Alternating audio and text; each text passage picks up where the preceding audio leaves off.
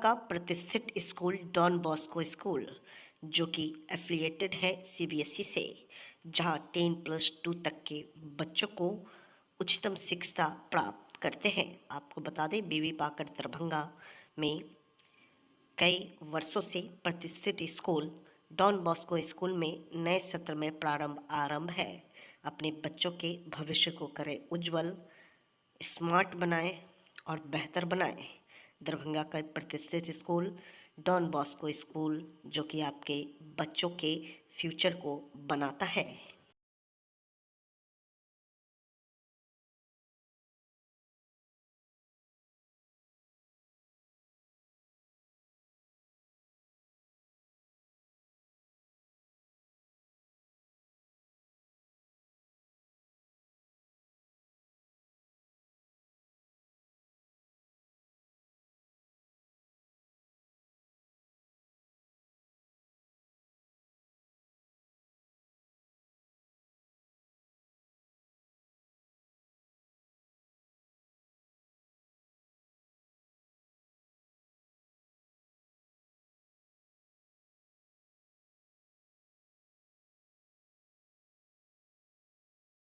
अब दरभंगा शहर में सुजुकी गाड़ी लेना हुआ आसान, शानदार माइलेज के साथ कम कीमत में आने वाली बाइक से लेकर स्कूटी के लिए मशहूर कंपनी सुजुकी एजेंसी का हुआ छोटा एक मिस नगर में ओपनिंग। जी हाँ, जापान की मशहूर कंपनी सुजुकी अब दरभंगा के लोगों के लिए किफायती दर पर बेहतरीन गाड़ी उपलब्ध करवा रही है, जहां आप भी अब बेहतरीन माइलेज के साथ नया टेक्नोलॉजी वाला बाइक और स्कूटी ले सकते हैं। खासकर कम तेल में ज्यादा माइलेज देने वाली प्रसिद्ध गाड़ी एजेंसी के ओपनिंग के शुभ अवसर पर अभी कंपनी के द्वारा विशेष ऑफर के तहत आप कम कीमत में पा सकते हैं। पता की बात करो तो तेज श्री सुजुकी 2 व्हीलर शोरूम, छोटी एक मिस्सैद नगर। सुजुकी का भी अपना स्लोगन है और हम एज ए डीलर भी कमिट करते हैं लोगों से कि Suzuki sales, service and spare सबों में अव्वल है, रहेगा और किसी भी तरह की असुविधा कस्टमर को नहीं होगी। कस्टमर सेटिस्फैक्शन हमारा मोटो है, एज ए डीलर कमिट कर रहे हैं। और ये सुजुकी का तो अपना ब्रांड है, जो विश्व में एक विश्वसनीय नाम है, जो किसी से को बताने की जरूरत नहीं कि सुजुकी क्या है। राष्ट्रीय जनता दल दरभंगा के द्वारा सामाजिक न्याय परिचर्चा कार्यक्रम का आयोजन किया गया। दरभंगा शहर के आर्ट एंड गैलरी प्रेक्षागृह लहरियासराय गुरुवार को वही आयोजित कार्यक्रम के मौके पर पूर्व मंत्री मंगनी लाल मंडल समस्तीपुर के विधायक अख्तरुल इस्लाम शाहीन, पूर्व विधायक भोला यादव रामवृक्ष सदा, पूर्व विधायक मुजफ्फरपुर के केदार प्रसाद, दिल्ली विश्वविद्यालय से प्रोफेसर नवल किशोर जी सहित अन्य कई लोगों के साथ सैकड़ों की संख्या में पुरुष महिलाओं की उपस्थिति बनी रही। पूरा आर्ट एंड गैलरी लोगों के भीड़ से भरा हुआ नजर आया। वही आए हुए वक्ताओं ने सामाजिक न्याय परिचर्चा कार्यक्रम के अवसर पर कहा कि पूरे बिहार भर में राष्ट्रीय जनता दल की ओर से सामाजिक न्याय परिचर्चा कार्यक्रम का आयोजन चल रहा है और इसी के तहत दरभंगा में भी यह आयोजन हो रहा है। वही आयोजित कार्यक्रम के अवसर पर कई वक्ताओं ने अपने अपने संबोधन भाषण में बात रख। इस अवसर पर समस्तीपुर के विधायक अख्तरुल इस्लाम ने केंद्र सरकार से लेकर बिहार सरकार पर जमकर बरसे। कहा, बिहार में बेरोजगारी है, शिक्षा का स्तर गिर गया है, लोग दूसरे राज्यों में पलायन कर रहे हैं, रोजगार बिल्कुल भी नहीं है। का सबसे पिछड़ा राज्य बिहार है, सबसे गरीब राज्य बिहार है, देश के सबसे कम आमदनी बिहार के किसानों को ही है, बदहाल स्थित है यहाँ के किसका। केंद्र सरकार से लेकर बिहार के मुख्यमंत्री नीतीश सरकार पर जमकर बरसे, खूब निशाना साधा। समता पार्टी की, जनता पार्टी यू की, Janata Dal you, Samta party अब नहीं है जो 95 में थी, जनता दल यू की। जनता दल यू को अपना बहुमत नहीं है। भारतीय जनता पार्टी 5 से अभी तक लगातार, अब 20 वर्ष होने को है, लगातार सभी चुनावों में सरकार बनाने में पूर्वाधार। एक जननायक कर्पूरी ठाकुर, मुख्य अतिथि के रूप में हम लोगों के गार्जियन पूर्व सांसद माननीय मंगनीलाल मंडल जी आए हैं और मिथिला के इस धरती बहादुरपुर विधानसभा क्षेत्र के समस्त बक्सा प्रदेश से आए हुए लोगों को हार्दिक अभिनंदन एवं स्वागत करता हूं। मंच करने के मैं पूर्व एमएलसी के प्रत्याशी माननीय अनिल कुमार देना चाहेंगे। क्या बिहार विधानसभा चुनाव की तैयारी है ये देखिए, हमारी पार्टी राष्ट्रीय जनता दल सामाजिक न्याय पर चर्चा कार्यक्रम पूरे बिहार में 5 मई से लेकर के 15 मई तक करवा रही है और हर एक विधानसभा क्षेत्र में 5 आदमी का टीम, जो प्रशिक्षित टीम है, प्रेरक के रूप में जा रहे हैं और अपनी बातों से पार्टी का जो आइडियोलॉजी है उससे अवगत कराने का काम कर रहे हैं। और किस तरह से समाज में 90 से पहले जो स्थिति था, समाज में भेदभाव था, कहीं पर भी पिछड़े, अति पिछड़े, दलित, अक़लियत के लोगों, आदिवासियों को सम्मान नहीं दिया जाता था, उनको प्रताड़ित किया जाता था, उनके साथ अन्याय होता था, उसका थाना में कहीं रपट नहीं लिखा जाता था। इस सब के बारे में विस्तार से हमारे प्रेरक लोग बता रहे हैं। और उसी को के बाद जब हमारे नेता आदरणीय लालू प्रसाद जी 90 में मुख्यमंत्री बने तो एक समरस समाज की स्थापना के लिए, चूँकि सामाजिक न्याय का एक क्लियर कट अर्थ ये है, जो समाज में जो ऊंच नीच का है, समाज में जो बड़े छोटे का सिस्टम चला रहा था, उसको पाट करके बंधुत्व कायम करना और सबको सामाजिक न्याय के रूप में सबको सम्मान देने का काम लालू प्रसाद जी ने किया। और जो लोगों को कुर्सी पर नहीं बैठने दिया जाता था, खटिया पर नहीं बैठने दिया जाता था, मचिया पर नहीं बैठने दिया जाता था, उनको खटिया मचिया पर बैठाने का काम किए। और ब्लॉक, कोर्ट, कचहरी जो लोग नहीं देखे थे उन लोगों को प्रेरणा दिए, जो तुम भी अपने काम को लेकर के प्रखंड में जा सकते हो, थाने में जा सकते हो, जिलाधिकारी के पास जा सकते हो। और लोगों में जागृति आई, लोग अपने अधिकार को समझे। सबसे बड़ा, जितने भी सामंती लोग थे उन लोगों के दरवाजे पर एक समय में बूथ हुआ करता था। उस बूथ सबको, जिसका टोला जहां था, उस टोला में बूथ को भेजने का काम किए। नतीजा ये हुआ, जो जब वोट हुआ तो 95 में बड़े पैमाने पर लोगों ने वोट कास्ट किया। और तब लोगों को लगा जो ये कौन था, ये कहा लोगों ने, जो लालू यादव का जिन निकल रहा है। वो जिन कोई और नहीं था, वो जिन था दलित, वो जिन था आदिवासी, वो जिन था अति पिछड़ा, वो जिन था पिछड़ा, वो जिन था अक़लियत के लोग। ये लोगों ने जम करके वोट किया, जिनको वोट से वंचित रखा गया था। और सब लोगों के अंदर एक जागृति पैदा आई और पूरे जितने भी छोटे छोटे कास्ट थे, गांधी मैदान में रैली कराने का काम किया। राजनीतिक रूप से उन लोगों को हिस्सेदारी दिया, सभी जाति के, सभी वर्ग के लोगों को मंत्रिमंडल में स्थान दिए। जिसकी प्रतिनिधि तो नहीं थी, उनको एमएलसी बनाने का काम किया, एमएलए बनाने का काम किया। ये काम आदरणीय लालू प्रसाद जी ने किया, जिसका नतीजा हुआ, जब इस तरह का समाज वो बनाने लगे तो सामंतियों को लगा जो नहीं, अब पिछड़ा को पिछड़ा से ही हटाया जा सकता है। इसीलिए नीतीश कुमार जी को आगे करके कहीं ना कहीं ये लोग अपनी राजनीति करना शुरू किया। और जिसका नतीजा है, आज लालू प्रसाद जी को मुकदमे में फंसाया, तेजस्वी जी को मुकदमे पर फंसाया और उनके इर्द गिर्द रहने वाले लोगों को मुकदमे में फंसा करके ये लोग अपना राज चलाना चाहते हैं। इसी बातों को लेकर के हम लोग अपने जनता मालिक के बीच में जाने का काम करेंगे। और सामाजिक न्याय की जो धारा है, सामाजिक न्याय के अंदर जो हम लोगों को नया ऊर्जा, नया चेतना मिली है, उसके बारे में बताने का काम हम लोग करते हैं, जो निश्चित रूप से आने वाले कल में हमारे लोग संगठित रहें और पुनः अपनी गलती को नहीं दोहरावें। चूँकि भीष्म सहनी का रचित एक ये उपन्यास है, उस पर एक दूरदर्शन पर एक सीरियल चला था, तमस। उसमें कहा गया था, पहला उसका कास्टिंग जो शुरू होता है उसमें कहा गया था, जो कौम अपने इतिहास को भूल जाती है वो पुनः अपने इतिहास को दोहराने के लिए अभिशप्त होती है। अर्थात यदि हम अपने पुराने इतिहास को भूल जाएंगे, हमारे पुरखों पर जो अत्याचार हुआ उसको भूल जाएंगे, तो फिर से वो लोग संगठित होकर के हम लोगों को के ऊपर में अत्याचार करना शुरू करेगा।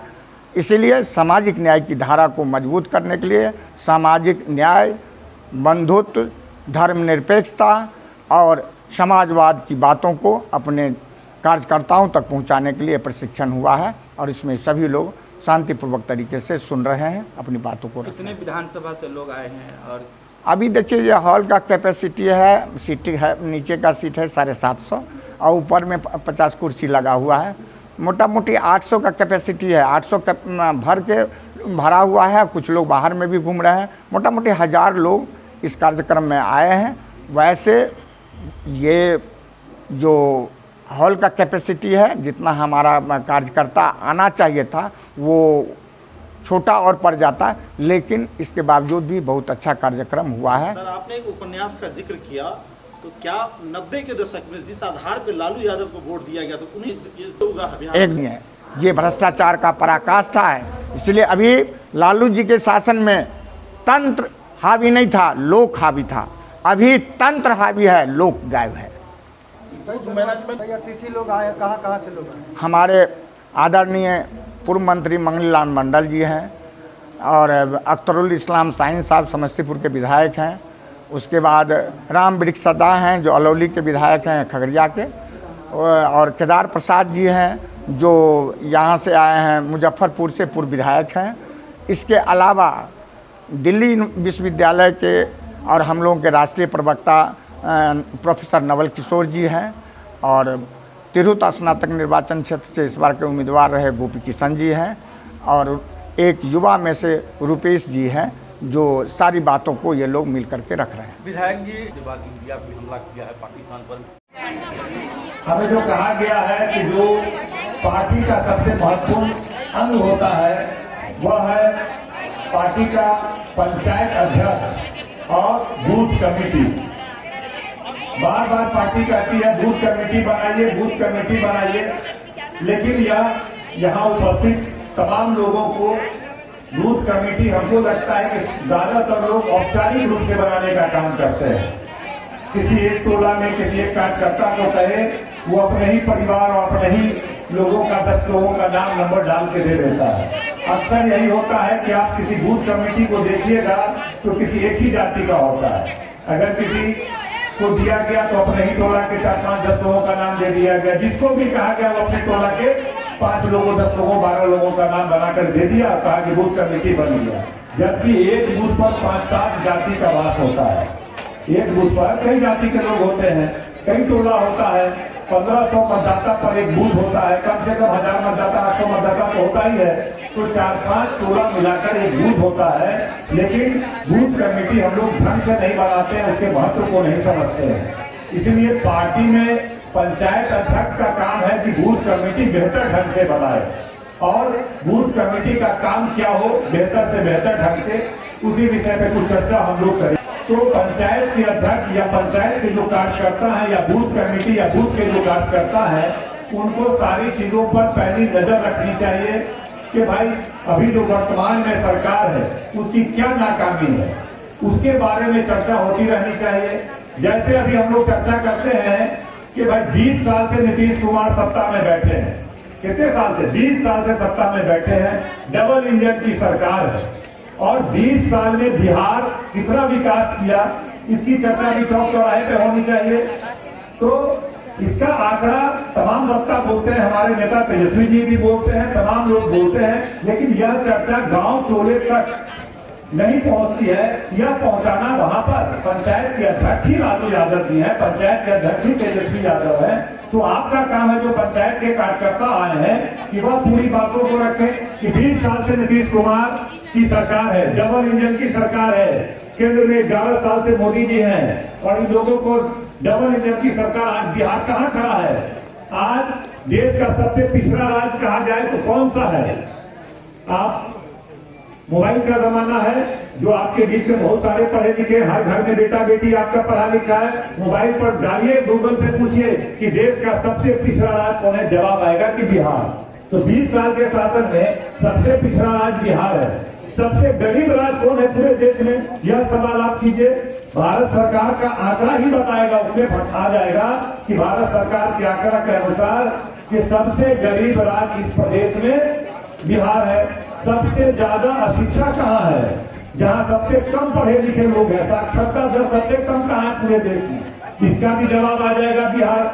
तो कैसा डबल इंजन की सरकार है, नीतीश बाबू का सुशासन है कि सबसे पिछड़ा राज्य बिहार, सबसे गरीब राज्य बिहार, सबसे अशिक्षित राज्य बिहार, सबसे ज्यादा बेरोजगारी कहाँ है, इसका भी जवाब आ जाएगा। आप गूगल से पूछिए, अगर कोई आपसे तर्क करता है, चौक चौराहे पे आप चर्चा करते हैं, गूगल निकालिए, पहले उसको चेक कर लीजिए क्या बोलता है सबसे ज्यादा बेरोजगारी कहाँ है, आ जाएगा बिहार। सबसे ज्यादा कहाँ के लोग पलायन करते हैं, दूसरे प्रदेश में जाकर के दाल रोटी के लिए, 2 पैसा के लिए दूसरे प्रदेश में जाते हैं, तो उस पर जवाब आ जाएगा बिहार। लगभग 5 करोड़ लोग बिहार के दूसरे प्रदेश में दाल रोटी की तलाश में रहते हैं और वहां काम करते हैं। अभी पार्लियामेंट में जो आया था सवाल, उसमें आया था 2 करोड़ 92-94 लाख, लगभग 3 करोड़ का आंकड़ा पेश किया गया था। यह साधारण बात नहीं है।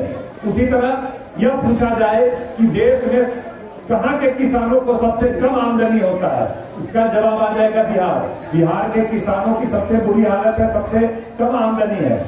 सबसे आप ये पूछिए कि भाई सबसे ज्यादा खून की कमी कहाँ है, किस प्रदेश के जनता में खून की कमी, आ जाएगा बिहार। सबसे ज्यादा अनिमिया कहते हैं खून की कमी, सबसे ज्यादा खून की कमी बिहार के लोगों में है। मतलब पौष्टिक भोजन भी नहीं है। अभी जातिगत जनगणना बिहार में हुआ, जातिगत जनगणना में रिपोर्ट आया 94 करोड़ परिवार, 94 लाख परिवार ऐसा है जो 6,000 से कम आमदनी पे जीवन बसर कर रहा है। आप कल्पना कर सकते हैं कि 6,000 से कम के जीवन बसर करना, वो जीवन कैसा जीवन हो सकता है कि 6,000 में पति पत्नी 2-3 बच्चे, क्या कल्पना कर सकते हैं, क्या वो खाता होगा, क्या वो बच्चे को खिलाता होगा। 10,000 से कम आमदनी वाले भी, मतलब इसके नीचे 2 करोड़ परिवार है, मतलब आधे से ज्यादा बिहार, 60% बिहार जो है वह 10,000 से कम आमदनी पर जीवन बसर कर रहा है। ऐसे बुरे दौर से बिहार गुजर रहा है। सबसे ज्यादा बौना बच्चा, अभी रिपोर्ट आया है कि वो बिहार में है। हाइट कम, हाइट जो है उम्र के हिसाब से जो हाइट बढ़ता है, ऊंचाई। राष्ट्रीय जनता दल का जो वैचारिक जनाधार है और राष्ट्रीय जनता दल की जो प्रतिबद्धता है, वो सामाजिक न्याय के लिए ये मूल विषय है ही। और मूल विषय यही है, तो मैं चर्चा करूंगा जो पिछले विधानसभा में हमारी सरकार नहीं बन पाई, गठबंधन की सरकार राष्ट्रीय जनता दल के नेतृत्व में वो सरकार नहीं बन पाई। और अंतर कितना रहा एनडीए से, एनडीए से अंतर हमारा बहुत कम वोट होता है, वोट का अंतर है। ये बहुत अंतर कहीं इंडिपेंडेंट कई जगह ले लेता है, तो बहुत कम के अंतर से हमारी सरकार प्रदेश में नहीं बन पाई। हमारा जनाधार क्या है, लालू प्रसाद यादव जी को हराने का 1995 में बहुत प्रयास हुआ। मीडिया भी करीब निष्पक्ष भूमिका में नहीं थे। इसके बाद प्रशासनिक तंत्र था, इलेक्शन कमीशन का वीटो पावर था, निष्पक्ष चुनाव कराने के नाम पर हम लोग के खिलाफ स्टैंड था और प्रचार तंत्र भी हम लोग के खिलाफ था। और बीच में एक पार्टी खड़ी हो गई जनता दल से छूट करके, उसका नाम था समता पार्टी। समता पार्टी में भारतीय जनता पार्टी ने कहा कि यही मुख्यमंत्री का कैंडिडेट है श्री नीतीश कुमार जी। भारतीय जनता पार्टी ने समर्थन लिया, इसलिए नहीं किया कि नीतीश कुमार उनकी पार्टी के नेता थे, अलग हुए थे, वो जनता दल से अलग हुए थे लालू जी की सरकार को। विश्व रेड क्रॉस सोसाइटी दिवस पर Indian red cross society Darbhanga शाखा द्वारा कार्यशाला आयोजित। दरभंगा विश्व रेड क्रॉस सोसाइटी दिवस पर कई जगह कार्यक्रम आयोजित हुए, जिसमें मुख्य रूप से लहेरियासराय के बीबी पाकर डॉन बॉस्को स्कूल एवं इंडियन इंग्लिश स्कूल में रेड क्रॉस सोसाइटी दरभंगा शाखा की ओर से कार्यशाला का आयोजन किया गया। डॉन बॉस्को स्कूल के सभागार में आयोजित कार्यक्रम का सोसाइटी के चेयरमैन डॉक्टर राज अरोड़ा व अन्य अतिथियों ने दीप जलाकर उद्घाटन किया। वहीं स्कूल की बच्चियों ने राष्ट्रीय गान और अतिथियों के स्वागत में स्वागत गीत से स्वागत अभिनंदन किया। स्कूल की ओर से निर्देशक मो अबूबकर आब्दी एवं प्रिंसिपल मो फहद आब्दी ने अतिथियों को पाग चादर पहनाकर व बुके व उपहार देकर सम्मानित किया गया एवं इसकी विशेषताओं एवं रेड क्रॉस के उद्देश्य रेड क्रॉस है क्या इसके बारे में मुख्य बातों की जानकारी देते हुए जागरूकता चलाई गई। India red cross society Darbhanga के द्वारा आज 8 मई वर्ल्ड रेड क्रॉस डे के अवसर पर बच्चों को रेड क्रॉस सोसाइटी के महत्व के बारे में जानकारी दी गई। इसके क्या क्या महत्व होती है बताया गया और जिसमें Indian red cross society Darbhanga के चेयरमैन डॉक्टर राज अरोड़ा, महासचिव मनमोहन सरावगी, संयुक्त सचिव आलोक सिंह, कार्यकारिणी सदस्य मनीष सिंह, सदस्य आदर्श कुमार, संयुक्त सचिव मो फहद आब्दी, लाइफ मेंबर मो अबूबकर आब्दी, डॉक्टर अजहर सुलेमान सहित Indian red cross society Darbhanga शाखा के कई सदस्यगण ने डॉन बॉस्को स्कूल एवं इंडियन इंग्लिश स्कूल में हुए कार्यक्रम में मौजूद रहे। मौके पर विस्तार से मनमोहन सरावगी ने बच्चों को रेड क्रॉस सोसाइटी के कार्य और उद्देश्य के बारे में बताया कि कैसे इसकी शुरुआत आपातकालीन स्थिति में जिसमें जंग हो, भूकंप हो या बाढ़ हो जैसी आपदाओं में कैसे घायल लोगों को उपचार और जरूरी मदद की जाती है। उन्होंने बताया कि हर देश में अपना रेड क्रॉस सोसाइटी होता जिसका एक ब्लड रेड क्रॉस सोसाइटी होता है। श्री सरावगी ने बताया कि कल पाकिस्तान को लेकर तनाव के बीच कैसे जंग जैसे हालात में खुद को बचाया जा सकता है, मॉक ड्रिल देश में की गई है। जानकारी देते हुए अबूबकर ने कहा, उम्मीद करते हैं यकीनन आज का जो कार्यक्रम है वर्ल्ड रेड क्रॉस सोसाइटी के बारे में बच्चों को इसके महत्व के बारे में बताया गया। युवा और आने वाले पीढ़ी का आने वाले समय में अहम योगदान रहेगा और यकीनन ये हमारे लिए काबिले तारीफ है। सेमिनार कार्यक्रम कराकर बच्चों के बीच में जागरूकता अभियान चलाया गया। जंग हो, भूकंप हो या बाढ़ हो जैसी आपदाओं में कैसे घायल लोगों को उपचार और जरूरी मदद की जाती है। उन्होंने बताया कि हर देश में अपना रेड क्रॉस सोसाइटी होता जिसका एक ब्लड रेड क्रॉस सोसाइटी होता है। श्री सरावगी ने बताया कि कल पाकिस्तान को लेकर तनाव के बीच कैसे जंग जैसे हालात में खुद को बचाया जा सकता है, मॉक ड्रिल देश में की गई है। जानकारी देते हुए अबूबकर ने कहा, उम्मीद करते हैं यकीनन आज का जो कार्यक्रम है वर्ल्ड रेड क्रॉस सोसाइटी के बारे में बच्चों को इसके महत्व के बारे में बताया गया। युवा और आने वाले पीढ़ी का आने वाले समय में अहम योगदान रहेगा और यकीनन ये हमारे लिए काबिले तारीफ है। सेमिनार कार्यक्रम कराकर बच्चों के बीच में जागरूकता अभियान चलाया गया। और हमारे प्यारे बच्चे, आज Indian red cross society Darbhanga शाखा द्वारा एक सेमिनार प्रोग्राम ऑर्गेनाइज किया गया है। इसका मेन उद्देश्य ये है कि ये रेड क्रॉस है क्या,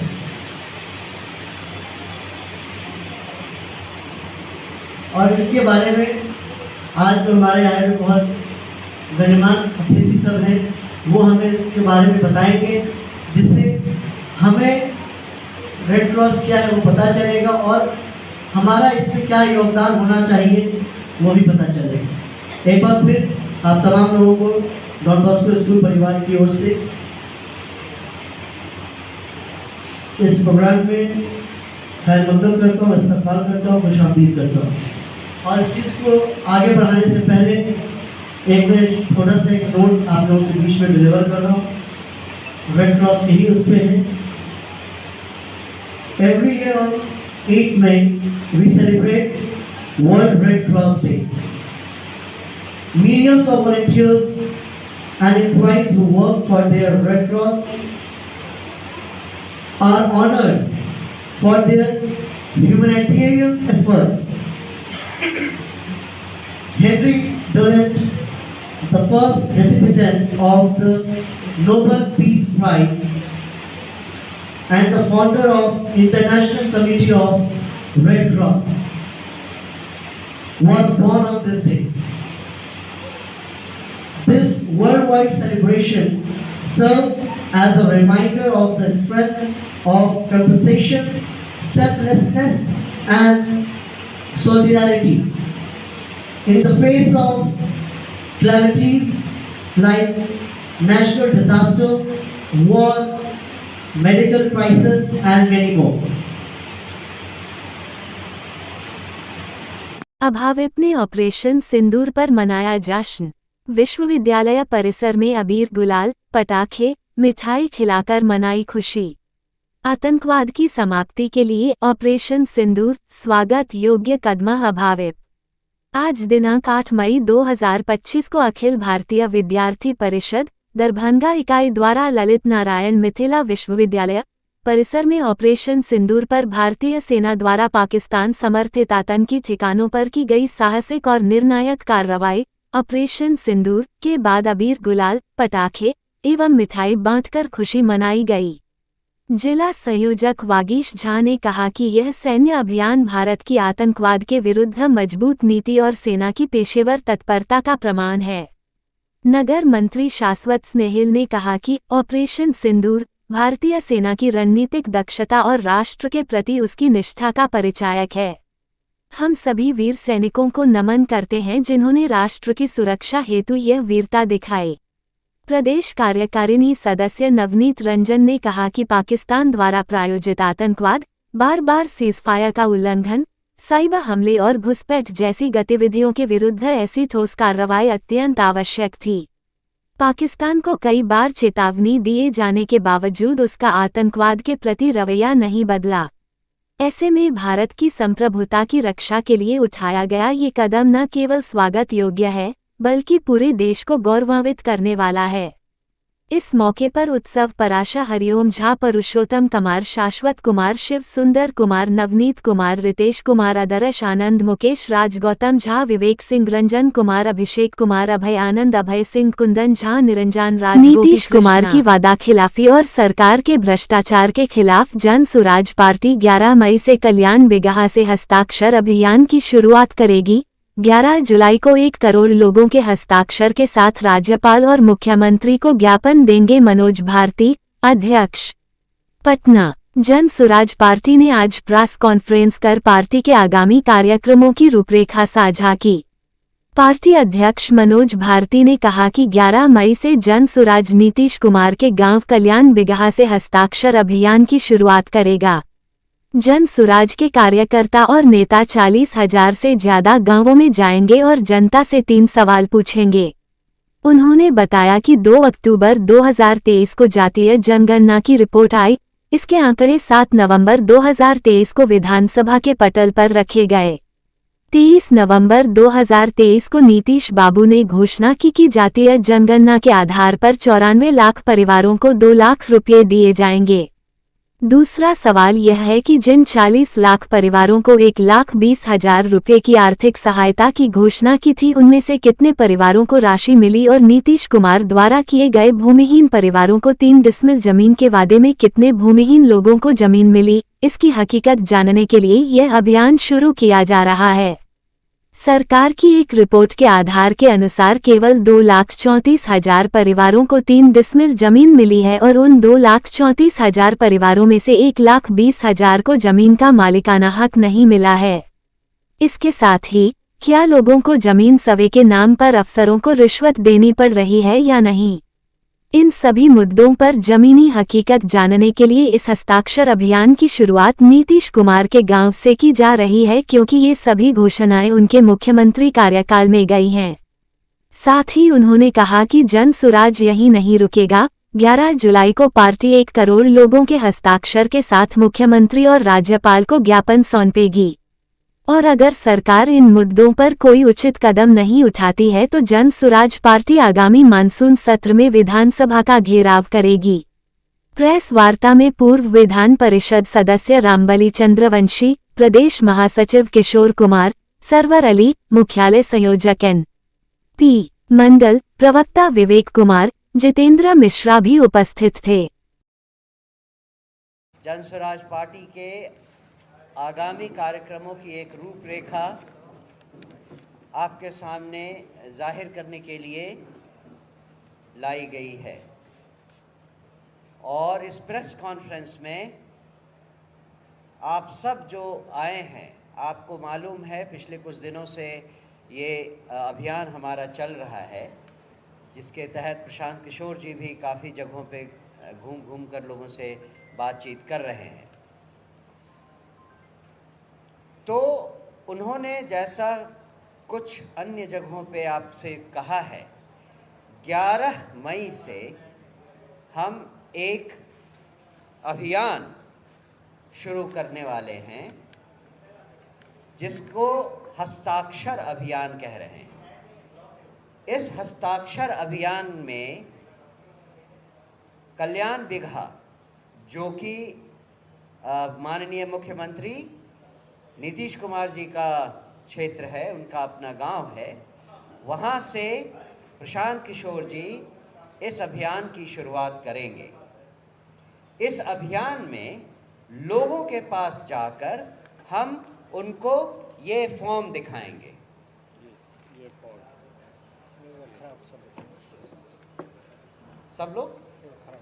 सब लोग दिखा दें।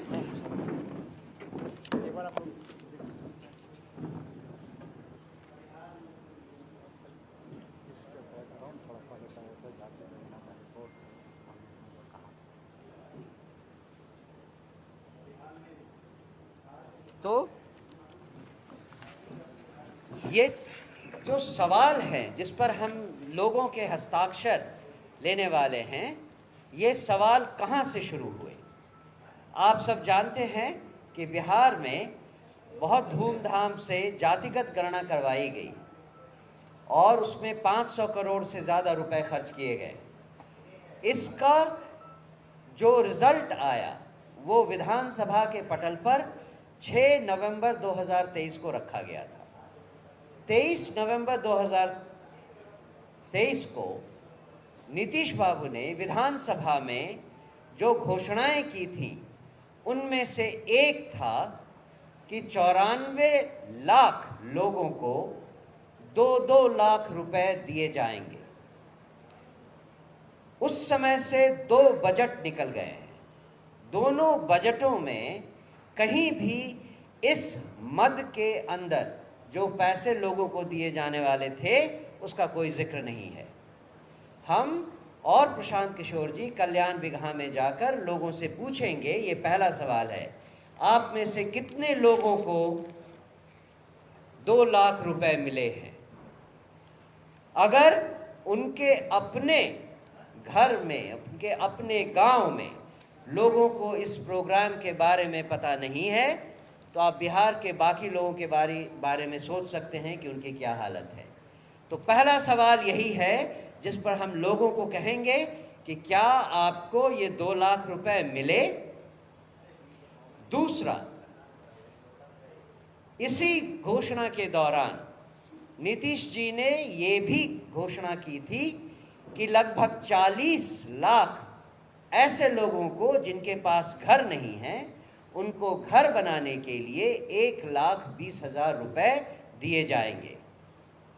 हम लोगों से इस हस्ताक्षर अभियान में ये भी पूछेंगे कि क्या उनको ये 1,20,000 रुपए किसी को मिला घर बनाने के लिए?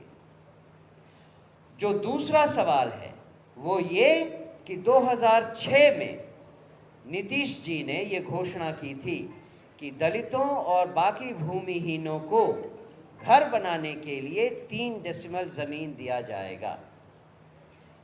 जो अभी तक के आंकड़े आए हैं उसके हिसाब से 2,34,000 लोगों को ही इस जमीन के बारे में कागज पत्र दिए गए हैं और जो रिपोर्ट आई है उसके हिसाब से 1,20,000 लोग, इनमें से 2,34,000 में से 1,20,000 लोग वैसे हैं जिनको अभी तक उस 3 डेसिबल जमीन का पोजीशन नहीं मिला है।